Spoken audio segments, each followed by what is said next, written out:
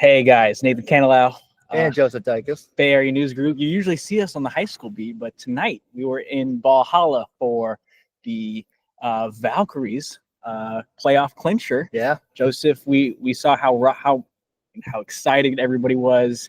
It was a great game. I was gonna say honestly, when not to spoil things, but when Veronica Burton hit the and one layup and like 20 seconds left in the fourth quarter, that might be the loudest I have ever heard a basketball arena.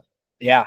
No, I mean, it did feel as a Bay Area native, a guy who went to the old Oracle and watched the Warriors dynasty as a kid. It did have that feeling again here at Chase Center. And like I think, like you said, like there's just all these plays that happen. But let's get into let's set the scene here. Yeah.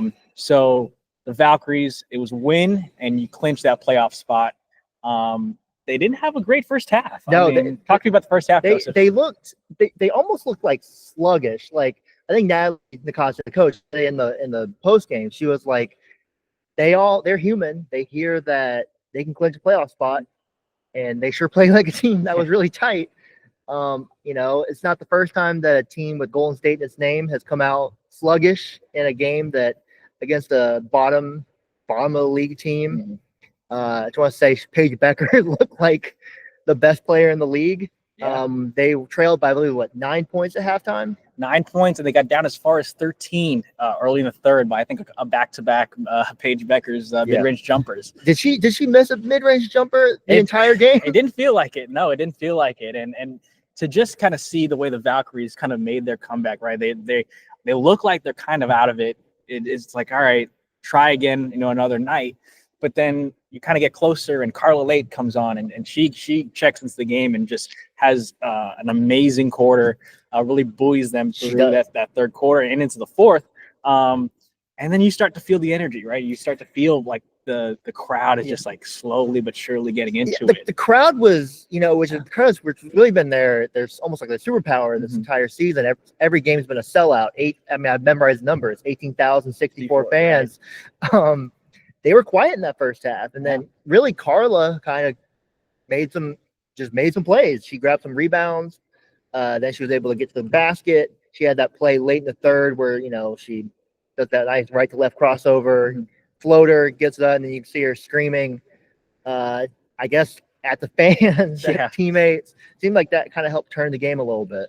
Yeah, and the thing with Carla too is, wasn't just her shot making. Like she's getting into the lane and she's dishing out and she's finding, open teammates. And in a game like this where, Veronica Burton doesn't have the best start, right? No. Timmy Fagbenle doesn't have a good start. Ileana Rupert didn't really catch on to the end of the game. They needed someone to just be that person who can attack. And Carla really stepped up and did that. And I'm sure you're going to write about it, but it's like, for a rookie, for a player that young, to step into a game with this type of stakes and do that, it's super impressive. Natalie said post-game she gave Carla 2 plays that she could pick from. Yeah. And she was like, yeah, pretty much. I gave her 2 plays, but she picked the right one, and she was ready for it. I can't say exactly what she said, but she basically said, give me the effing ball. Yeah. Obviously, Natalie likes to use colorful language. I have the stats right here. In 22 minutes, 6 of 8. Doesn't get much more efficient than that for 15 points. Yeah, and you add on to that, like it just felt like in the fourth quarter, like just keep it close. And at some point, it just felt like the roof of this place was gonna, just blast off. And Veronica Burton, again, like didn't have the best game, but then in the final seconds and final minutes, she's really directing the offense, has the big and one, like you said, and really I think put a stamp on this game. And who better, right, to do that? The player that's been started every game, the only player who's been consistent in these starting lineups. Veronica Burton to kind of close that out. I thought that was really cool. I was gonna ask, we've talked about Carla, we've talked about Veronica, but it seemed like Janelle Salon every time they need a bucket, and her thing has been, I'm gonna get you a tough bucket. What did you see from her today? I just thought Janelle, and we've seen this all season, like she is not afraid to take shots. And I think on an expansion team, especially where everybody's new, like everybody came in the season knew I was worried they wouldn't have that type of player. Right. Janelle's been that all year, and make her miss, she's gonna shoot those shots. And I thought that was not only that, but at the end, her rebounding, her defending, she was a great help side defender late in the game. I thought that was great. And for again, another rookie, another player who hasn't been in the WNBA, like for these rookies to be here, even Ileana Paris only been here for like 2 years. Right. WNBA for 2 years. They played internationally, played in big games, but WNBA again is a different game. So for these young players, even Veronica Burton has only been here for 2-3 years. Right. For them to come in and really solidify themselves and win this game, especially a game that didn't feel like they were going to win. Like, that's huge. No, I mean, to be completely honest, I'm sitting there in the early third quarter. I'm thinking, man, this team look flat. They look like a team that, I mean, let's be real. This was not a must-win game. The Sparks, they had to, I think for the Sparks to make the playoffs, they had to win, their last 4, and the Valkyries had to lose all 4 of their games or something like that. I mean, the Valkyries could have clinched tomorrow with a Sparks loss at Atlanta, which would probably, like, judging from the game that happened yesterday, that might have probably happened the next day. But, like they really wanted this. It felt really special to do it in front of a home crowd. Obviously, you get Minnesota on Saturday. That's a different beast, whether they play in the Fisicali or not. Like, that's going to be a harder game. So this kind of, like, everything aligned for them to get to this point. And I think Natalie Nakase just kind of said it best. They really wanted this. Every game so far since the All-Star break has felt like a must-win. Thornton goes down. They have a plethora of injuries. They don't have their full team. Tiffany Hayes and Tessie Vitaziano-Lacini, they're in street clothes. They're in street clothes. They just signed a player yesterday to a hardship contract with a week left in the season. Like this has really been, I think, a special moment for this team and for this franchise. I think if you want to read some of our stories, Ray Chavez did a great job of just photographing it as well. But, man, I mean, I think this is, I thought the last game against Liberty was the biggest one of the season. I think now we could shift and say maybe this is the biggest one of the season as they clinch the playoffs. Something I also want to say was I want to give a shout out to Monique Billings and Ileana Repair. Kind of mentioned them. 2 bigs. Seemed like in the fourth quarter they were 7 feet tall. I mean, big rebounds, rim protection. Paige Beckers was hitting some like Kobe-style mid-range shots. Can't defend that. Right. But that's the value of having Monique Billings, a veteran player who has been through it, right? Yeah. Who isn't going to get rattled by those kinds of moments. Yeah, and I think with Billings is she's still coming back from injury. She hadn't played in 3.5 weeks prior to Tuesday's game against New York. And to have her come out and just be energy, and she missed layups, she's missing jumpers, she's missing floaters, but for her to just be the rebounder, the defender that they needed down the stretch, I thought that was really important. Well, let's look ahead a little bit. So they clinch tonight. I think some news came out of today, or right after the game. The game will not be here at Chase Center. It will be at SAP Center down in San Jose. Joseph, I mean, your old stomping grounds. My old stomping grounds. For those who don't know, I did used to live in the 408 going to San Jose State. But I mean, it's obviously not Chase Center. It's not. It's going to be different. It's not. It's the same feel. It's where the San Jose Sharks play. It's not really a basketball arena. It's never really been a basketball arena. I know the Warriors played there like for a year in the 90s. But what do you think changes now? Like, is it a letdown? Do you think it's I mean, obviously it's going to be different. But what are you feeling about having that first home game not here at Chase Center and not at Oracle, where a lot of people think? I think a lot of people wanted it to be. I mean, to be completely honest, it is a letdown that it's not here. I mean, they call it Ballhalla for a reason. Yeah. SAP Center is a fine place. I've watched plenty of Sharks and Bay Area Panthers. Shout out to Arena Football. Yeah. It's a good venue, but I mean, the fact that they're getting bumped out and in the press release it said the Laver Cup. A tennis tournament had been booked in 2023. Yeah. Well in advance of the Valkyries being announced. But it is very disappointing to get your first WNBA playoff game bumped out for a tennis tournament. Right. And I think obviously, we don't know the inner workings behind the scheduling. And Marissa and Gemi from the San Francisco Chronicle obviously reported that there's a private event in Oakland.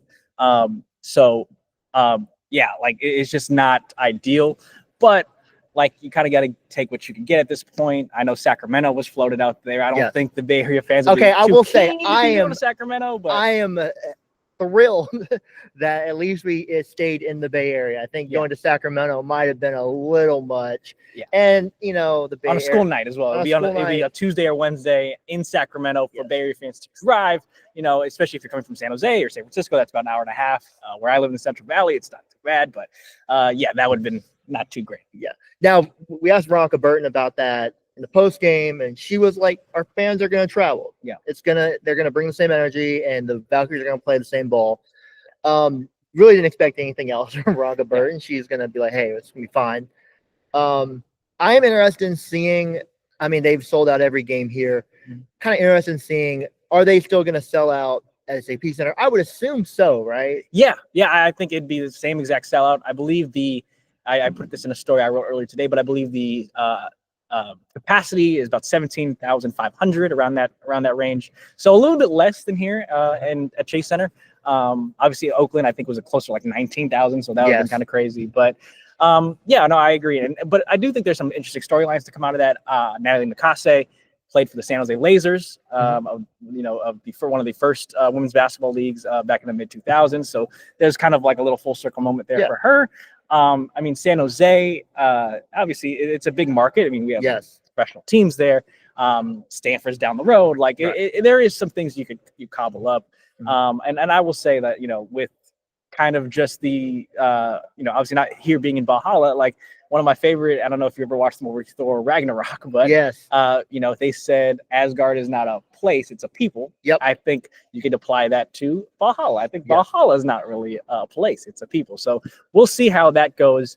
But let's talk about the next 3 games, because I think it's vitally important we talk about this. I think if some fans, now that they clinch, like what goes on now, they're in 6, and if the playoffs started today, they'd play Atlanta. They have 3 more games left. They have Minnesota, they have Seattle, and then they have Minnesota here at home to finish out the regular season here in Chase Center, and then they go to Seattle, and then they go to Minnesota next week. How did they handle these games? What did they say about handling these next couple games? So Natalie Nakase, who I think at this point has essentially clinched Coach of the Year. I don't want to say essentially clinched. She has. If she doesn't win Coach of the Year, I don't know what they're doing.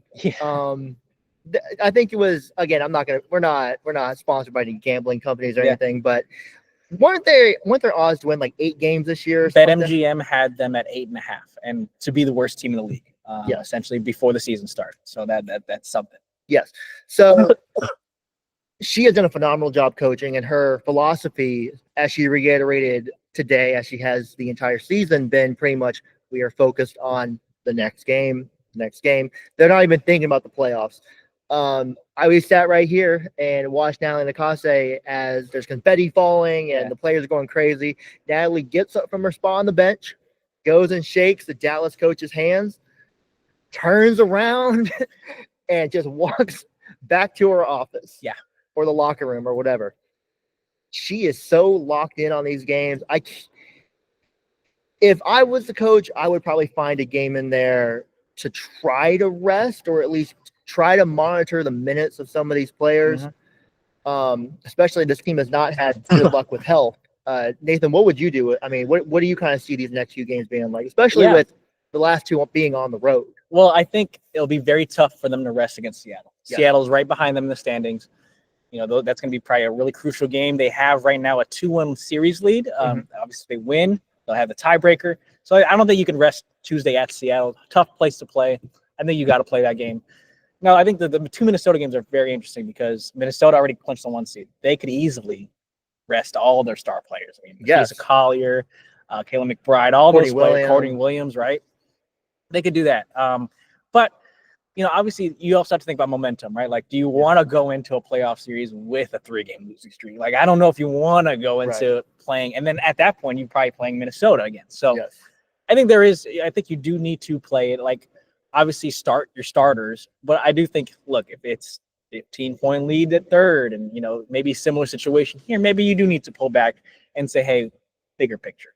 But I do, I do think, like Natalie said, I don't think they're taking their foot off the gas. Seeding is vitally important in this league. So we shall see with there. But, I mean, let's just kind of bring it back to tonight. I mean, where does this rank for you, Joseph, in terms of, like, just sports environments you've been in?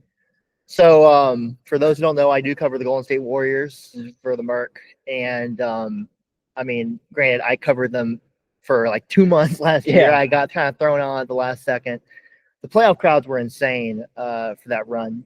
Houston had some great crowds. Minnesota had great crowds. Obviously, Chase Center had great crowds in the playoffs. But there's something special about watching a team clinch a playoff spot. And a team that, I'm going to be honest, nobody expected this. Legit, outside of that locker room, nobody, including myself, I thought they were going to win 10, maybe 12 games. Yeah. The most optimistic person in the world maybe was like 15 games. So to see to do this in front of your fans and just how loud it was for that entire fourth quarter. I mean, that was an incredible atmosphere. I mean, people say a college style atmosphere. It felt like a college style atmosphere, which actually I wouldn't know much about because I went to a Southern Conference school that didn't have this. What about you? I think for me, like I kind of go back to this, it just feels like Oracle again. And for those who were old enough to just kind of be in that arena, like it didn't matter if the Warriors were playing, the Charlotte Bobcats or the Charlotte Hornets or the Brooklyn Nets or if it was the Houston Rockets, like it just felt like, a blue collar, loud crowd. And I think we're starting to finally get that again with stuff like this. So I'm excited to see how this crowd is going to travel into San Jose. I'm excited to see just the reaction and how the players are going to play, because this is, I think, a special place, and to see what they built and how they built. I mean, like you said, I didn't expect playoffs. I was thinking optimistically maybe they can get to 15 wins and that'll be a good enough season. 15 would be like 15 and 29 or whatever it is. That'd be an optimistic, like, good take, but they really came out and then they've proven and just looking totally forward, if we're going to go into the offseason, like, they've proven this is a destination. Facilities, they've proven with the team, the culture. This is going to be a free agent destination come January, when these free agents are, half the league is going to be free agents. So it's going to be exciting to see what the future holds. Now, more so in the right immediate future, they still do have one more home game on Saturday. What do we expect to see from that? I mean, knowing that they're going to play a playoff game in San Jose, this is the last time you're going to see the team in Chase. Possibly. I mean, if they win the first round, you never know. What do you expect to see from the team? I do think, it'll be a little bit more of an emotional game than we think. I mean, like you said, it is possibly the final home game here at Chase Center. And like, it's Minnesota, like they haven't beaten Minnesota, right? Like I think the only team that's really swept them has been Phoenix. They got one against New York, they got one against Vegas, they got one against Atlanta, but they haven't beaten New York, like Minnesota. So I do think we'll see what happens. But I would like to think it's going to be an emotional game, a game where I think they're going to try to win. But like we said, like, if it gets down to that point, they're down, we could see some rest come into play. But for the last game to be here on Saturday, I think it'll be interesting to see what happens, and if they could pull that one off, like that could set them up for the rest of next week. So we'll see. We'll see. All right, got any closing remarks? Man, I guess my closing remark, I got to give it to Carla Late. I mean, we talked about it already, but man, just the poise from a rookie for someone that young to be that good in that spot. Scary, very scary. And I gotta say, I gotta give it to Veronica Burton. She went from, okay, she's a good point guard, to, oh, she's the most improved player, to, I mean, I don't have a vote, but if I did, I would seriously consider giving her at least an all WNBA second team vote. Yeah. Considering how consistently good she is. I think last game she had 9 assists, 8 rebounds, and 6 points. Yeah. That's a phenomenal stat line in a 40-minute game. And let's be honest, like, just real quick, like, she hasn't had the best shooting games these last 2-3 games. Right. But she's still out there and she's making plays and doing all the little things to kind of get them to wins. And I think that's been super important. And again, the only player to be in the starting lineup every single game this year. I think she is. I mean, everything that we talk about, they talk about glue, and they said all of them are glue, right? Yes. But the glue right now, oh, she's super glue. Yeah, she's the gorilla glue. She's super glue. Like, she is the thing that's keeping everything together. And I think it's going to be really important for them going forward. So, but we will. I think we'll do this again. We'll be here Saturday. In the playoffs Saturday. We'll see what happens on the road. We'll see. But I think we will be back. And thank you guys for tuning in. And we'll say channel Aaron Darren Sabedra and tell him where you can read your stuff. You can read it at the East Bay Times and the San Jose Mercury News. Please subscribe and obviously check out the articles. We work really hard on those, and we want to provide our audience some really good coverage. So we shall see you soon, and peace out.